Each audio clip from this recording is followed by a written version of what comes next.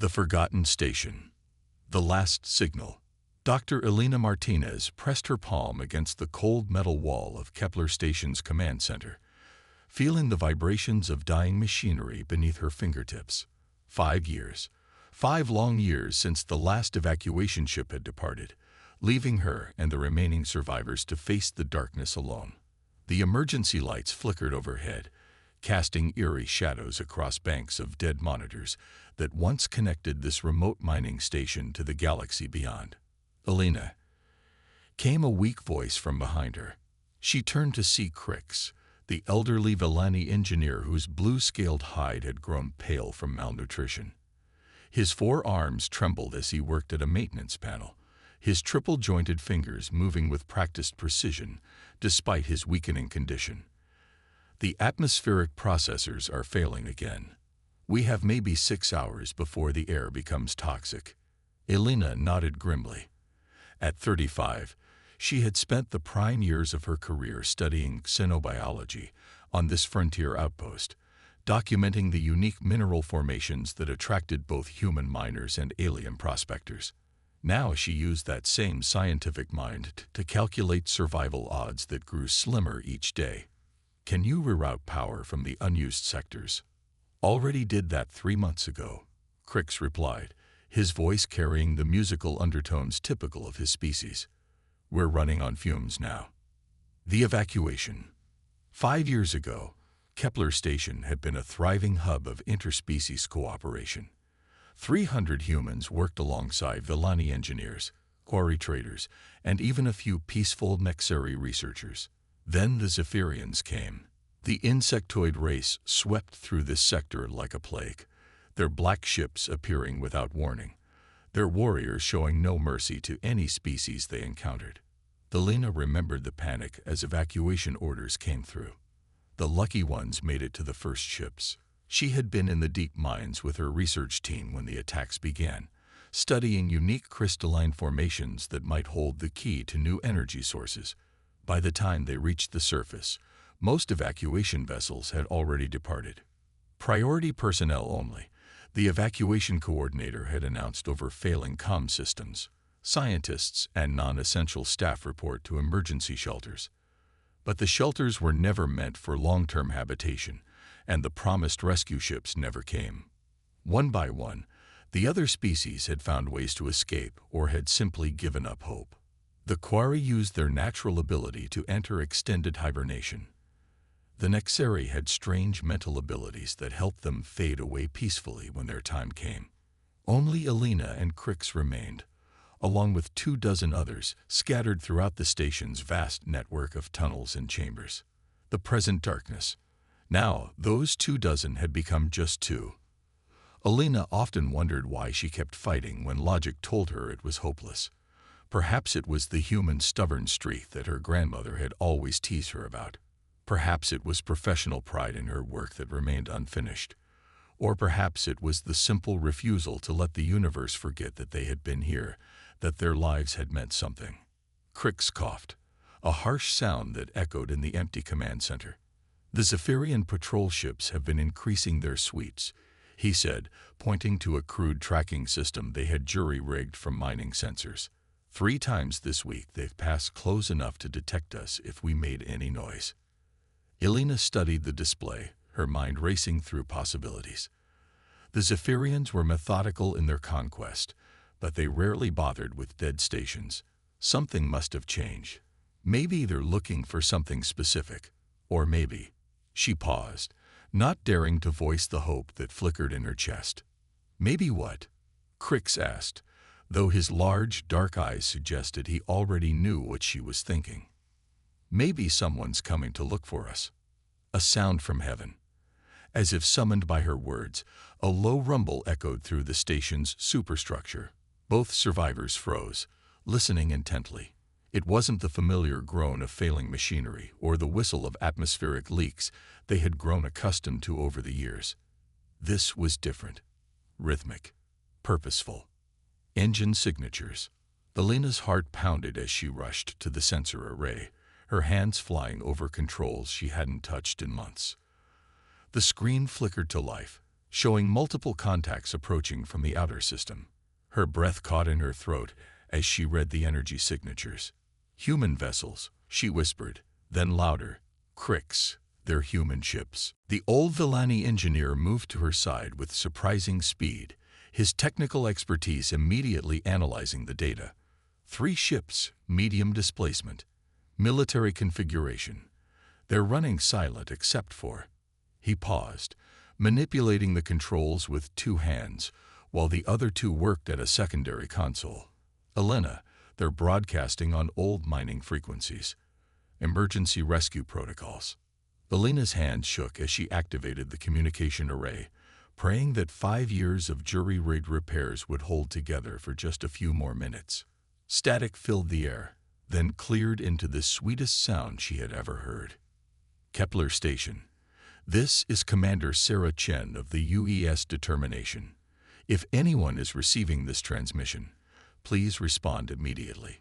We are here to bring you home. The response. Elena grabbed the microphone with trembling hands, her voice cracking as she spoke.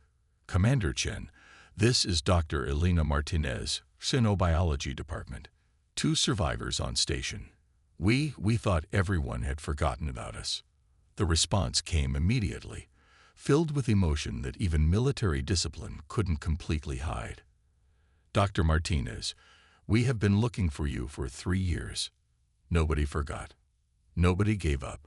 We're coming to get you. Crix placed one of his hands on Elena's shoulder, his eyes bright with tears that glistened like liquid mercury. They came back, he said in wonder. After all this time, they came back. Stand by for detailed approach vector, came the voice of a different human over the comm. This is Captain Jake Morrison, flight leader. We've detected Zephyrian patrol activity in your sector. We need to move fast. Elena felt her scientific training kick in despite the overwhelming emotion. Commander, be advised that station systems are critical. Life support has maybe 5 hours remaining, and we have no defensive capabilities. Copy that, Dr. Martinez. We're prepared for emergency extraction. Is the main docking bay accessible? Elena looked at Crix, who was already pulling up schematics on his display. The Villani's head tentacles twitched as he performed rapid calculations. Negative on main bay, he reported. Structural damage from Zephyrian strikes. But mining port 7 is still functional. Barely. We'll make it work, came Morrison's confident reply. ETA 20 minutes. Pack light, and be ready to move. The approaching storm. As Elena hurried to gather her most crucial research data and personal belongings, she couldn't help but feel that this rescue was almost too good to be true. 5 years of abandonment had taught her to expect the worst, but the professional competence in those human voices gave her hope.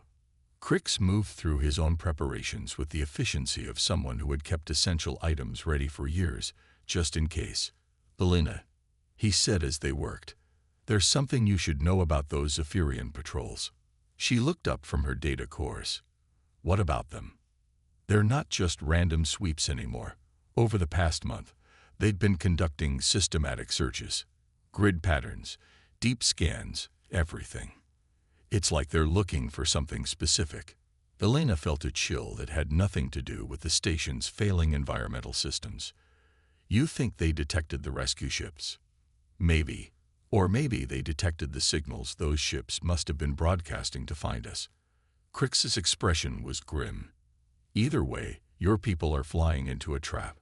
Elena rushed back to the communication console. Commander Chen, this is Dr. Martinez. Be advised, increased Zephyrian activity may indicate you've been detected. Recommend extreme caution on approach. Acknowledged, Doctor. We knew this wouldn't be easy. The Zephyrians have had this sector locked down tight, but we've been planning this operation for months. We're not leaving without you. Outside the station's viewports, Elena could see distant flashes of light against the star field. Whether those were approaching human ships or Zephyrian patrol craft, she couldn't tell. But for the first time in 5 years, she felt something she had almost forgotten existed. Hope. The final countdown. 20 minutes stretched like an eternity as Elena and Crix made their way through the station's darkened corridors toward Mining Port 7. Emergency lighting cast long shadows that seemed to reach out like grasping fingers, and every sound made them pause and listen for signs of danger.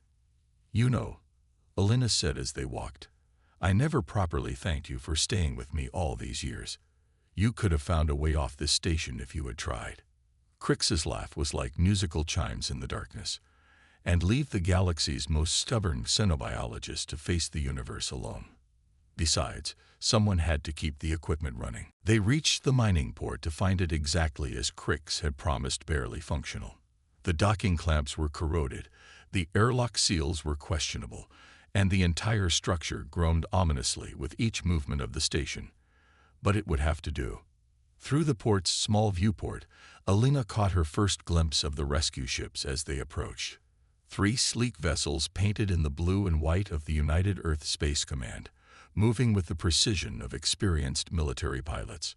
The lead ship, presumably Morrison's, was adjusting its approach angle to match the awkward docking port configuration.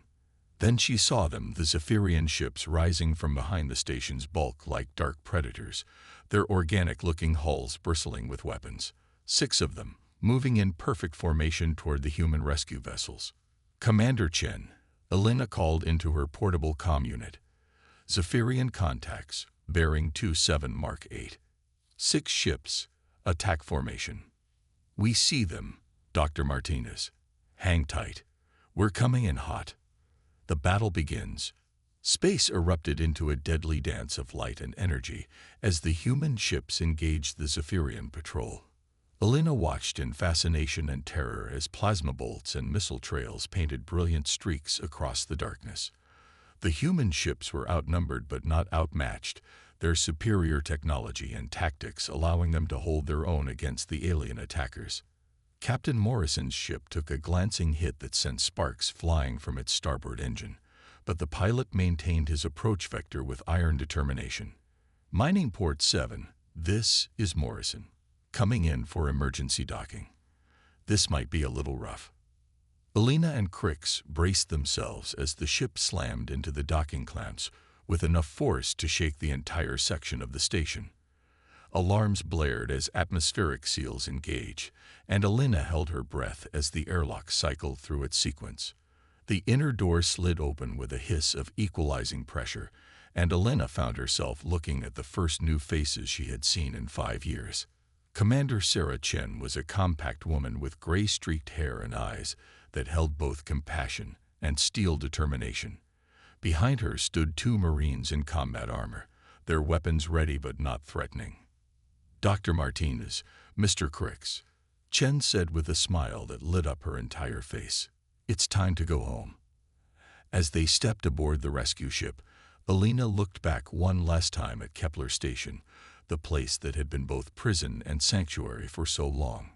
She clutched her research data to her chest and stepped forward into an uncertain but hopeful future. The battle continued to rage outside as Morrison's ship detached from the dying station and began its desperate run toward the jump point. Elena strapped herself into an acceleration couch and looked at Crix, who was marveling at the human technology surrounding them. "They really came back for us," she said, still hardly believing it. Commander Chen, checking her own restraints as the ship lurched under enemy fire, looked at Elena with an expression of absolute certainty. "Doctor, humans don't leave our own behind. Ever.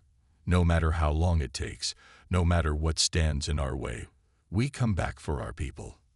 Outside, the stars wheeled as Captain Morrison threw his ship into evasive maneuvers, and Elena realized that her ordeal was far from over. But for the first time in 5 years, she wasn't facing it alone. Against all odds.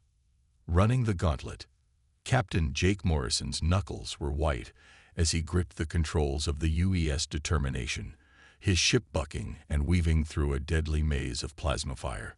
The Zephyrian patrol had grown from 6 ships to 12 as reinforcements arrived, their insectoid vessels swarming around the human rescue fleet like angry wasps. "Engine efficiency down to 60%, reported his co-pilot, Lieutenant Torres.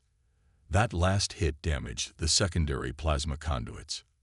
"She'll hold together," Morrison said through gritted teeth, pulling the ship into a spiraling dive that brought them dangerously close to Kepler Station's superstructure. "She has to." In the passenger compartment, Elena Martinez fought against the crushing forces as the ship executed another violent maneuver.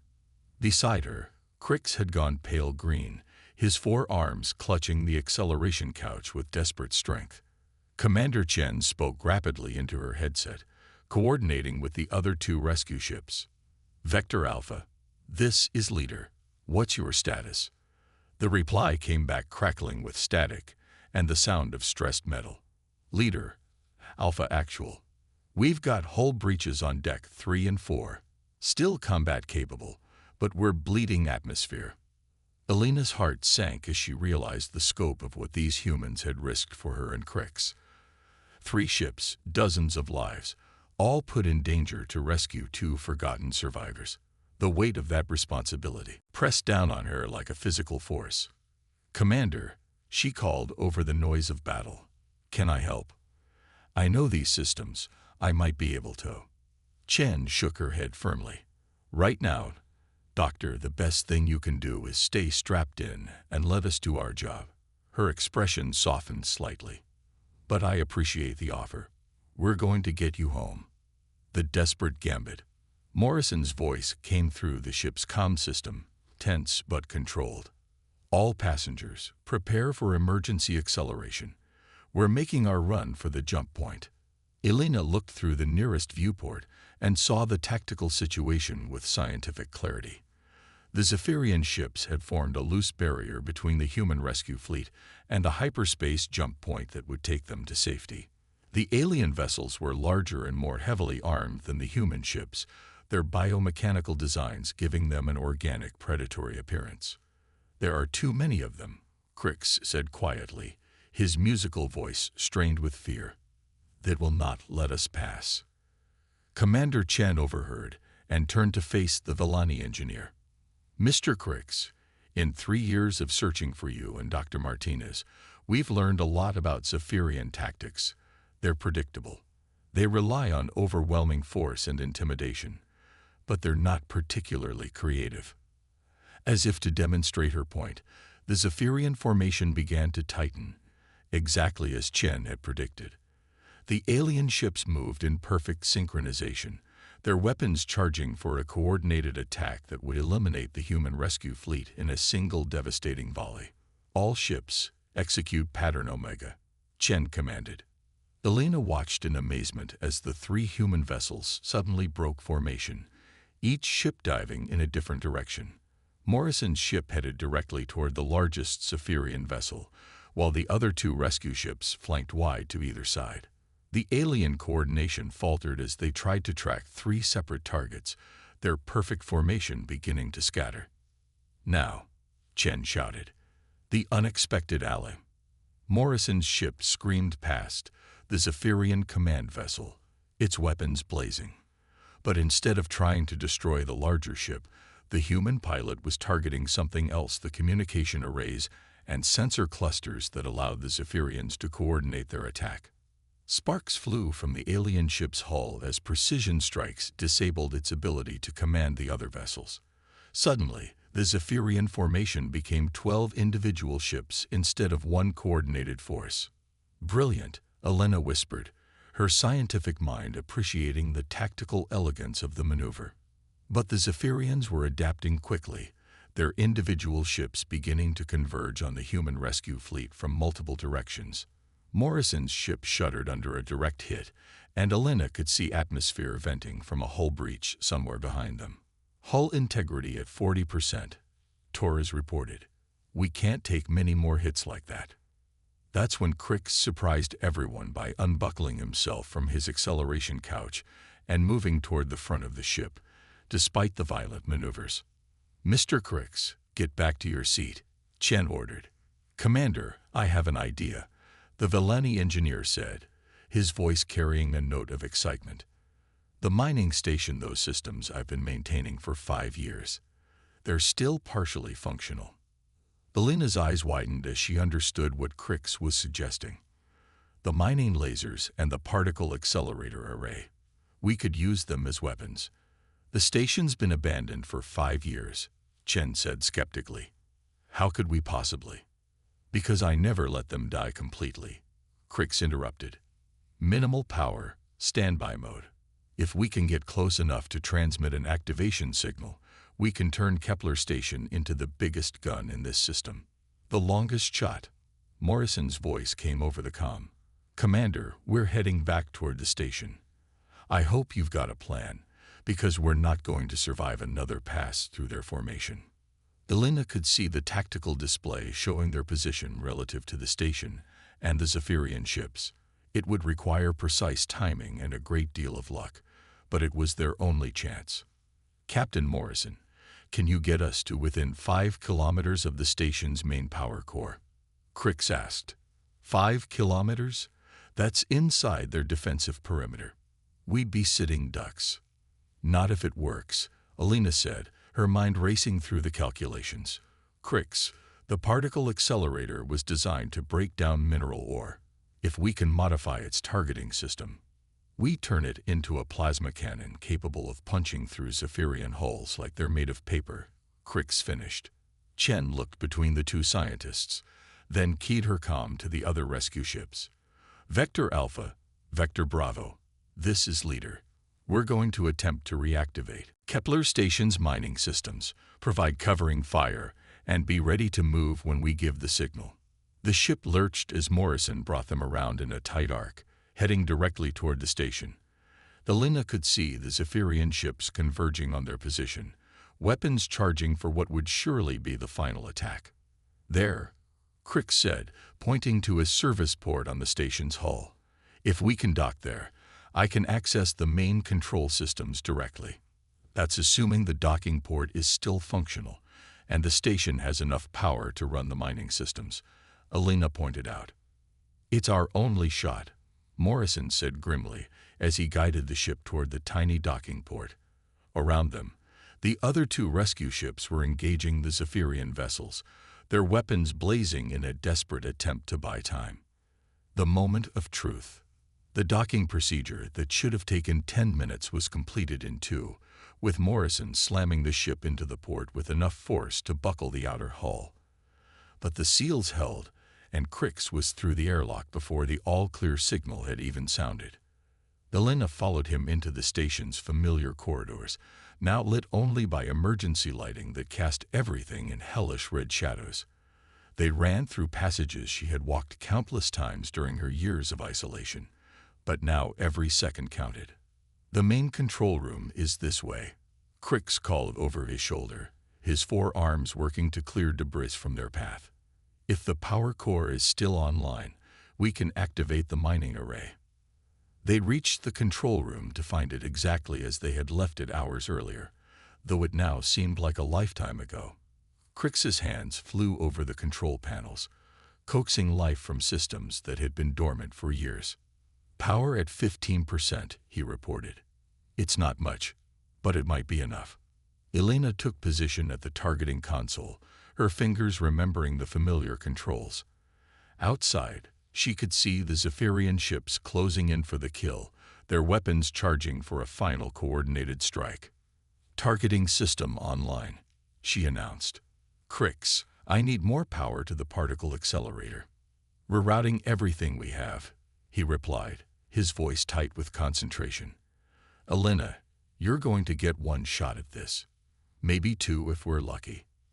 Through the viewport, Alina could see the human rescue ships making their final desperate attack, their weapons barely scratching the Zephyrian hulls. Then she saw at the perfect moment when 3 of the alien ships aligned themselves in a straight line, their formation bringing them directly into the path of the station's mining array. Target acquired, she said, her voice steady despite the adrenaline coursing through her veins. Firing. The particle accelerator discharged with a sound like thunder, sending a coherent beam of energy across space that struck the Lid Zephyrian ship dead center. The alien vessel's hull, designed to withstand conventional weapons, simply vaporized under the mining laser's focused assault. The beam continued through the second ship and into the third, crippling all three in a single devastating shot. The price of victory. The remaining Zephyrian ships scattered in confusion, their formation broken and their confidence shattered. The human rescue ships pressed their advantage, their weapons now able to penetrate the alien defenses. All ships, this is leader. Chen's voice came over the comm. The path is clear. Make for the jump point, maximum acceleration. Alina and Crix ran back to Morrison's ship, which was already prepping for departure. As they strapped themselves into their acceleration couches, Alina could see Kepler Station falling away behind them, its lights fading into darkness once more. You know, she said to Crix as the stars began to blur with their acceleration toward the jump point, I'm going to miss that old place. The Villani engineer's laugh was like music, after 5 years of fighting to keep it running. Alina, you are definitely human. Commander Chen overheard and smiled. Doctor, that's exactly why we came back for you. Humans don't give up, and we don't abandon our own. No matter how long it takes, no matter what stands in our way. As the rescue fleet entered hyperspace and left the Zephyrian patrol behind, Alina felt a profound sense of completion. Her years of isolation were over, her research would finally see the light of day, and she had learned something important about the species she belonged to. Humans might not be the strongest or the most advanced species in the galaxy, but they had something that set them apart from all others. They remembered their own. They came back for their people. And they never, ever gave up hope. Looking at the stars rushing past outside the viewport, Alina Martinez knew she was finally going home. And she was not going alone. The legacy. 3 months later, Alina stood in the lecture hall of the Xenobiological Institute on Earth, addressing a packed auditorium of scientists, military personnel, and government officials. The data cores she had saved from Kepler Station had contained breakthrough research that would advance human understanding of xenobiology by decades. But that wasn't what she talked about in her presentations. Instead, she spoke about something more important, the proof that humanity's greatest strength wasn't in their weapons or their technology, but in their unwavering commitment to one another. For 5 years, she told her audience, Crix and I survived on the belief that someone, somewhere, still remembered we existed. That belief kept us alive when logic said we should give up. And we were right to believe, because humans don't leave their own behind. In the audience, Commander Chen and Captain Morrison sat in the front row, their faces reflecting the pride and satisfaction of a mission accomplished. Beside them, Crix nodded his agreement, his 4 arms moving in the Villani gesture of profound respect. Alina concluded her presentation with words that would become a rallying cry for human rescue operations throughout the galaxy. They thought no one was coming. But they were wrong. Because we are human, and we don't leave anyone behind. Ever. The applause that followed echoed through the halls of the Institute and out into the galaxy beyond, carrying with it the promise that no human would ever again face the darkness alone. It was more than a promise, it was a guarantee, backed by the unwavering determination of a species that had learned to turn hope into action and dreams into reality. The rescue of Kepler Station had ended, but the legend of human determination had just begun.